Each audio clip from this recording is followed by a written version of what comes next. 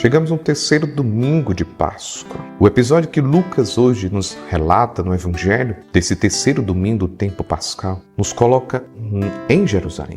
Permite que a gente entre em Jerusalém pouco depois ali da ressurreição. Os 11 discípulos estão reunidos, já conhecem uma aparição de Jesus a Pedro, bem como o relato do encontro de Jesus ressuscitado com os discípulos de Emaús. Mas é bem provável que, apesar das notícias que lhes chegaram nas últimas horas sobre as aparições de Jesus, eles se sentam com medo, confusos, perturbados e cheios de dúvidas. Afinal, a maior parte deles ainda não tinham feito a experiência do encontro pessoal com Jesus ressuscitado. Por isso que o Evangelho de Lucas, nesses relatos pós-pascais, procura mostrar como os discípulos descobrem progressivamente Jesus vivo e ressuscitado. Não lhe interessa fazer uma descrição jornalística, o evangelista, e fotográfica das aparições de Jesus aos discípulos, para Lucas, para o evangelista, para o evangelho de hoje, mas interessa-lhe sobretudo afirmar aos cristãos que Cristo continua vivo, presente, ressuscitado. A ressurreição de Jesus terá sido uma simples invenção da igreja primitiva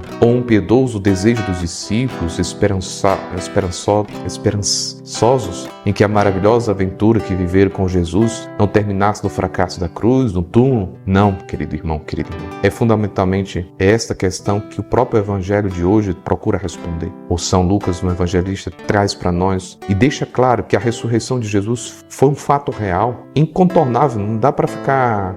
Os discípulos descobriram e experimentaram, claro que após um caminho longo, difícil, penoso, carregado de dúvidas, de incertezas, mas eles fizeram a experiência e por isso que eles deram testemunho. O próprio Paulo, mais lá na frente, São Paulo apóstolo vai dizer: ai de mim se eu não evangelizar, ai de mim se eu anunciar essa boa notícia que eu experimentei. O caminho da fé não é o caminho das evidências materiais, das provas palpáveis, das demonstrações científicas, mas é um caminho que se percorre com o coração aberto à revelação de Deus, pronto para acolher a experiência de Deus e da vida nova que Ele quer oferecer. Foi esse o caminho que os discípulos percorreram. No final do seu caminho, que como um caminho pessoal, para uns demorou mais e para outros demorou menos, eles experimentaram, sem margem para as dúvidas, que Jesus estava vivo, que caminhava com eles pelos caminhos da história e que continuava a oferecer-lhes a vida de Deus. Eles começaram a percorrer este caminho com dúvidas e incerteza, mas fizeram a experiência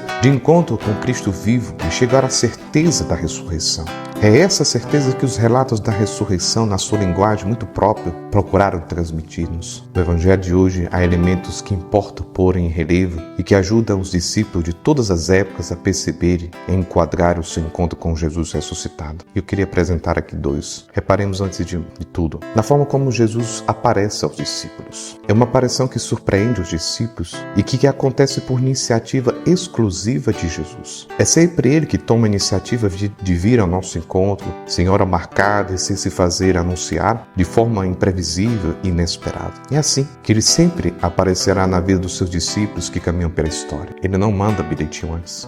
Ele vem. Também notemos onde é que Jesus se situa quando Ele se apresenta aos discípulos. Jesus ficou no meio deles. O seu lugar é no centro da sua comunidade. É à volta dele que a comunidade se articula e se constrói. Mas não só a comunidade, mas cada um de nós. O olhar de todos os discípulos estará sempre fixo nele. Será sempre dele que a comunidade se alimenta e vive. Pelo tempo afora, Jesus vive e ressuscitado será sempre a referência da comunidade e de todos nós. Um bom domingo para você e para toda a sua família.